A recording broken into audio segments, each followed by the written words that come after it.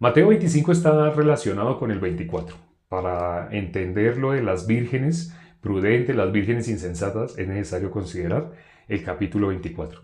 Y al considerar el capítulo 25 hay una estrecha relación con Apocalipsis capítulo 3. Vamos a mirar. ¿Qué dice Mateo capítulo 24? El versículo 37. Es un versículo que ya hemos leído. Dice, mas como en los días de Noé, así será la venida del Hijo del Hombre. Porque como en los días antes del diluvio estaban comiendo y bebiendo, casándose y dándose en casamiento hasta el día en que Noé entró en el arca. Hace poco hicimos un en vivo respecto a este versículo. Y dice el versículo 39, y no entendieron hasta que vino el diluvio y se los llevó a todos. Así será también la venida del Hijo del Hombre. Lamentablemente, las personas en modo natural entienden. ¿La Biblia qué dice sobre quién entiende? La Biblia dice, no hay quien entienda.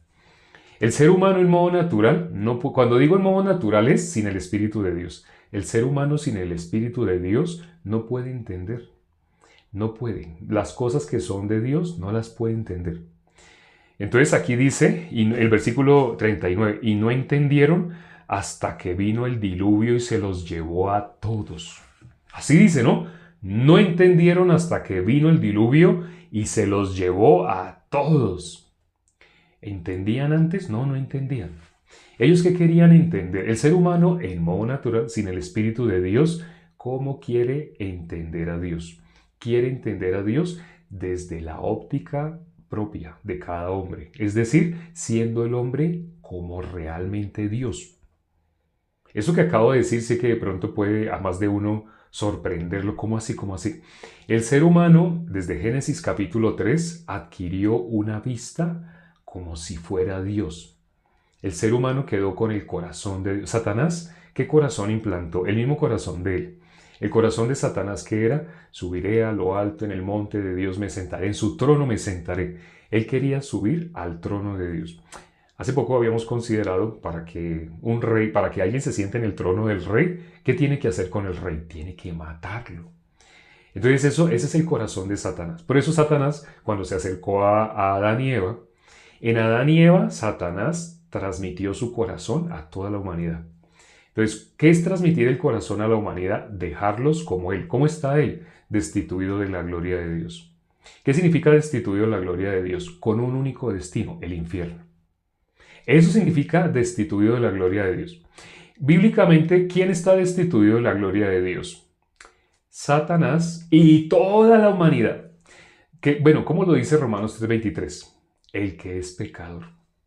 La persona que dice, claro, yo soy pecador, esa persona no sabe que está diciendo, yo soy igual que Satanás. Cuando una persona dice, por supuesto, yo soy pecador, como esa pregunta que usted me hace, que si soy pecador o que si no soy pecador, todos somos pecadores. Cuando una persona se expresa así, no sabe que está diciendo, yo soy igual que Satanás. Eso es lo que dice. Cuando dice, yo soy pecador, está diciendo, yo soy igual, igual, igual que Satanás. ¿Quién es el origen del pecado? Satanás. ¿Quién es el origen de la maldad? Satanás. Estar destituido de la gloria de Dios es ser como Satanás. Entonces Satanás quedó destituido de la gloria de Dios. Pero Romanos 3:23 dice, todo el mundo pecó. Ah, igual que Satanás. Igual que Satanás. ¿Qué convirtió a Satanás en Satanás? Que él pecó. Él fue el primero que pecó. Él es la base del pecado. ¿Quién es el pecado? Satanás. ¿Y qué hizo Satanás? Transmitió ese mismo corazón a nosotros. Eso hizo Satanás. Transmitió el mismo corazón que tenía a nosotros. Entonces, aquí lo que dice de que no hay quien entienda, eso está en Romanos 3, ¿no? Pero aquí dice más exactamente el versículo 39, y no entendieron hasta que vino el diluvio y se los llevó. ¿A qué representa el diluvio? El juicio de Dios. ¿Qué pasó cuando vino el diluvio y se los llevó? El diluvio era el juicio de Dios. Dios había lanzado a este mundo y Dios lo había dejado a través de uno de sus siervos. Dejó claro, Dios lanzó a este mundo. Dios ya desechó a este mundo. Ya había quedado claro, pero el ser humano, sin tener conocimiento, sin entender, ¿Cuándo entendió? Cuando el diluvio se los llevó a todos. ¿Qué es eso de que el diluvio se los llevó a todos? ¿Qué pasa con las personas que fueron arrastradas por las aguas del diluvio? ¿Qué pasó con esas personas? Esas personas murieron, ¿cierto? Todas esas personas murieron ahogadas. Lo que estamos hablando acá sé que a más de uno lo puede asustar porque estamos hablando del futuro. Lo que está escrito en la Biblia sobre el futuro. Pero es necesario que lo hablemos porque el tema de hoy, el capítulo que leímos hoy, Isaías capítulo 11, inevitablemente nos lleva acá. Nos lleva a hablar después. ¿Qué hay después? Entonces, cuando las aguas del diluvio se llevaron a las personas, hago esta pregunta. ¿Qué pasó cuando las aguas del diluvio se los llevaron a todos? ¿Qué pasó con ellos? Hago esta pregunta. Una pregunta natural, ¿no? Algo natural. ¿Qué sucedió con ellos cuando las aguas del diluvio se los llevó? Están en el infierno. Murieron. Murieron. Efectivamente. Eso es lo que significa hasta... Mire cómo dice acá, cómo dice ese versículo. No entendieron hasta que vino el diluvio y se los llevó a todos. No sé si ustedes se acuerdan la historia que aparece en Lucas capítulo 16 del versículo 19 en adelante. Habla de dos personas. Uno que era rico, vestía todos los días de púrpura, es decir, como un rey, y hacía todos los días banquete con esplendidez. Pero ¿qué dice la palabra? Dice que había otro. ¿Ese otro cuál era? Era un mendigo que estaba lleno de llagas. Y estaba a la puerta del rico. El rico estaba dentro de su palacio, de su mansión, pero el otro estaba apenas a la puerta y decía que deseaba comer de las algarrobas, de lo que salía de lo que él botaba, lo que botaba el rico, ese mendigo deseaba comer aunque sea algo de esa comida. Pero los dos murieron. ¿El uno a dónde fue? El uno fue al castigo eterno. Dice al lugar de tormento. Así dice más exactamente ese capítulo. Mateo 25, versículo 46 dice al castigo eterno. Lucas 16 dice al lugar de tormento. ¿Y dónde fue? El mendigo. El mendigo fue al seno de Abraham. Hay una gran diferencia. Los dos fueron a lugares totalmente opuestos. ¿Qué es lo que hizo que ese rico fuera al infierno? Cuando él murió, ahí que los hermanos escribieron, cuando hicimos la pregunta, ¿qué significa hasta que el agua, hasta que qué? Dice, y no entendieron hasta que vino el diluvio y se los llevó a todos. ¿Qué significa eso? Hasta que a las personas, a todo el mundo, hasta que a todo el mundo le llega la muerte, así como ese rico.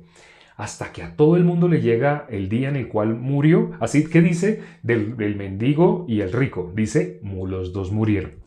Eso es hasta que llegó ese momento. Hasta que las aguas del diluvio se los llevó. Eso es la muerte física. Cuando dejan este cuerpo. Cuando una persona deja este cuerpo, en ese momento que dice, como dice Hebreos 9:27, de la manera que está establecida para todos los hombres que mueran una sola vez. Y después de eso, el juicio. Entonces, hasta que viniera, así dice, no entendieron hasta que las aguas del diluvio se los llevaron, como dice más exactamente, y no entendieron hasta que vino el diluvio y se los llevó a todos. Y no entendieron hasta que murieron. El rico, el que se fue al Hades, el que se fue al lugar de tormento, el que se fue al castigo eterno. Él entendió, dice, hasta que. O sea, ¿qué fue lo que entendió hasta que murió? Hasta que él murió, ¿qué fue lo que él entendió? Ay, padre Abraham, yo tengo 5 hermanos. Permite que ellos no vengan a este lugar de tormento. Manda a ese Lázaro, mándalo que resucite, para que vaya y le predique a mis hermanos, para que ellos no vengan a este lugar. Él entendió hacia dónde iba. ¿Cuándo entendió su destino? Ahora sí, como dijo la hermana, dijo hace poquito que se fueron al infierno. Pero primero, hasta que vino el diluvio y se los llevó, significa de la manera que está establecido para todos los hombres que mueran una sola vez y después de esto el juicio.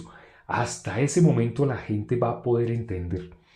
¿Van a creer el evangelio? No, porque cuando miramos a ese rico que está en el infierno, él no pudo creer el evangelio. Aún en el infierno no lo pudo creer. Estando en el infierno todavía se veía qué corazón lo llevó ahí. Pudo entender que efectivamente sí existía el infierno. Es decir, las personas que dicen, el infierno no existe, solamente por decir así con sus labios el infierno no existe, entonces no existe. Existe. Dios nos dejó acá, claro, nos dejó exactamente descrito cómo es paso a paso el camino de la persona que va al infierno. Primero que todo dice que ¿quién? Todos. ¿Cómo dice acá este versículo 39? Y no entendieron hasta que vino el diluvio y se los llevó a todos. Esa palabra todos aparece mucho en la Biblia. En Romanos 3:23 aparece, por cuanto todos pecaron. ¿A quién se refiere entonces aquí cuando dice todos? Todo el que está destituido de la gloria de Dios. Todo el que está caminando hacia la puerta ancha. La Biblia habla de dos puertas, ¿no? Una puerta dice que es ancha y su camino como es espacioso. Y son muchos los que entran por ella, muchos. Pero dice que hay una puerta que es angosta, un camino que es estrecho. Y dice, ese es el camino, esa es la puerta que lleva a la vida. Pero pocos son los que lo hallan.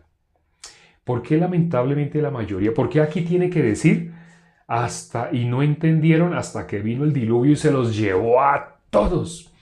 ¿El ser humano cuándo va a poder entender? Acá en la Biblia, acá tenemos una conexión. Hace como un año, llamamos a la Biblia la máquina del tiempo. Aquí tenemos exactamente lo que nos dice a dónde va a ir todo el mundo. ¿Quién puede ir por un camino? ¿Quién puede ir por el otro? Acá está escrito en la Biblia. ¿La gente lo considera? No. ¿El ser humano en qué quiere creer? En lo que ve su punto de vista. Ese es el capítulo 24. Miremos qué dice más adelante. Dice el versículo 40. Entonces estarán dos en el campo, el uno será tomado y el otro será dejado. Dos mujeres estarán moliendo en un molino, la una será tomada y la otra será dejada. Velad pues, porque no sabéis a qué hora ha de venir vuestro Señor. Pero sabed esto, que si el padre de familia supiese a qué hora el ladrón habría de venir, velaría y no dejaría minar su casa. Por tanto, también vosotros estad preparados, porque el Hijo del Hombre vendrá a la hora que no pensáis. Dice, ¿quién es pues el siervo fiel y prudente al cual puso su Señor sobre su casa para que les dé alimento a tiempo? Bienaventurado aquel siervo al cual cuando su Señor venga le haya haciendo así. De cierto os digo que sobre todos sus bienes le pondrá. Bueno, esos versículos, esos tres que hemos leído últimamente, no sé si sepan para quién son. Mire cómo dice, ¿quién es pues el siervo fiel y prudente al cual puso su Señor sobre su casa para que les dé el alimento a tiempo? Bienaventurado aquel siervo al cual cuando su Señor venga le haya haciendo así. Señor, ven ya en ese momento. Así, de cierto os digo que sobre todos sus bienes le pondrá. Pero si aquel siervo malo dijera en su corazón, mi Señor tarda en venir, y comenzare a golpear a sus consiervos y aún a comer y a beber con los borrachos, vendrá el Señor de aquel siervo en día que éste no espera y a la hora que no sabe, y lo castigará duramente y pondrá su parte con los hipócritas. Allí será el lloro y el crujir de dientes.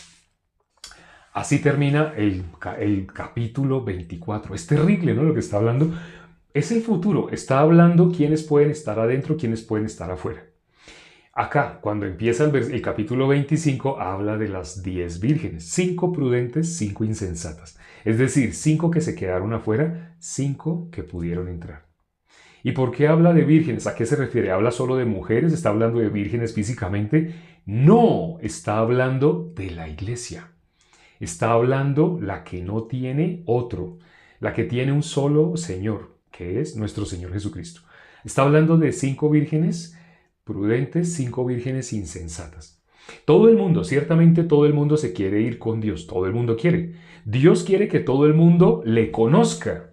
Dice la palabra en Oseas capítulo 6, versículo 6, ¿no? Dios no quiere sacrificio. Hastiado está Dios de sacrificio. Lo que Dios quiere es que lo conozcan. Conocimiento de Dios y no holocausto. ¿Dios qué quiere? ¿Sacrificio o quiere que le conozcamos? Dios quiere que le conozcamos. Pero el ser humano en modo natural ¿conoce a Dios? No. El ser humano ¿cómo ha vivido? Como Dios. Su corazón ¿cómo lo ha tenido? Como el de Satanás. Cuando el ser humano, cuando vino el diluvio y todo el mundo fue destruido, ¿qué es lo que Dios estaba destruyendo? El corazón de Satanás. Por ejemplo, cuando se ofrecía en el libro de Levítico, cuando se ofrece el sacrificio en holocausto, ¿qué se hacía con el sacrificio? Con la ofrenda. tenía que ponerse las dos manos sobre la ofrenda, ¿cierto? ¿Qué significa eso de que ponía las dos manos sobre la ofrenda? El pecado de esa persona pasaba a ese cordero. Como el pecado de la persona pasaba al cordero por imposición de las manos, ¿cómo Dios veía a ese cordero? Lo veía, ese cordero ya no era un corderito. ¿Cómo era primero? Un corderito sin pecado. Dice la Biblia, sin defecto. El cordero tenía que ser sin defecto. Entonces le llevaban un cordero perfecto. Y cuando imponía manos, ese cordero en que quedaba convertido, visualmente se veía igual, ¿cierto? Por fuera se veía igual, pero quedaba convertido en pecado. ¿Qué dijimos hoy que es pecado? Satanás. Hoy lo dijimos, ¿no? Al principio de este en vivo hablamos qué significa ser destituido de la gloria de Dios. ¿Qué significa ser pecador? ¿Quién es el pecador? Satanás es el pecador. Cuando una persona dice que es pecadora, ¿qué es lo que está diciendo? Que es igual a Satanás. Eso dijimos al principio de este en vivo. Entonces, cuando ese corderito, los pecados de la persona habían pasado, Dios, ¿qué tenía que hacerse? Dios ordenó, ¿qué se tiene que hacer con ese animal? Se le tenía que quitar la piel. Luego se tenía que partir por todas sus coyunturas. La gente cuando ve la descripción de lo que es un holocausto, hay gente que se aterra y dice, me parece grotesco, o sea, ¿por qué se le tiene que hacer? Es un animalito. Eso se hace en el matadero. Eso es lo que el ser humano hace en un matadero. En un matadero le quitan la piel, luego le quitan toda la grosura, toda su grasa, luego lo parten por piezas y luego van sacando así la carne. Eso es lo mismo que se hace en un matadero. Bueno, también se le llama frigorífico, así frigorífico. O tiene otro nombre, ¿no? Ya no recuerdo qué pena. Hay otro nombre, creo que en Lima se le dice de otra manera, pero así tiene diferentes nombres, ¿no? Entonces, en esos lugares donde matan los animalitos le hacen eso. Pero ¿cuál es la diferencia entre lo que se hace en un matadero y lo que Dios ordenó que se hiciera en el libro de Levítico? La diferencia es que a ese animalito se le imponían las manos. Porque cuando se le imponen las manos, lo que está en ese animalito pasa a la perfección. Tenía que ser un cordero sin defecto. La perfección de ese cordero pasaba a la persona.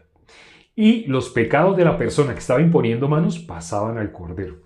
¿Y Dios por qué pedía que se hiciera todo eso con él? Y decía que se cocinara. Dios decía que todo tenía que ser destruido. ¿Qué tenía que hacerse? Tenía que ser quemado sus huesos, su piel, tenía que ser quemado todo, tenía que ser destruido. ¿Por qué? ¿Por qué? Porque eso ya no era un corderito, era el pecado. La paga del pecado es muerte. Por eso nuestro Señor Jesucristo, sabiendo cuál era la paga del pecado, cuando llegó el momento en que Él iba a ser el cordero, la Biblia dice, cuando Juan el Bautista vio a Jesús que venía a Él, ¿qué dijo Juan el Bautista? He aquí, señalando a nuestro Señor Jesucristo. He aquí, le dijo a los que estaban con él. Miren, miren, he aquí el Cordero de Dios que quita el pecado del mundo.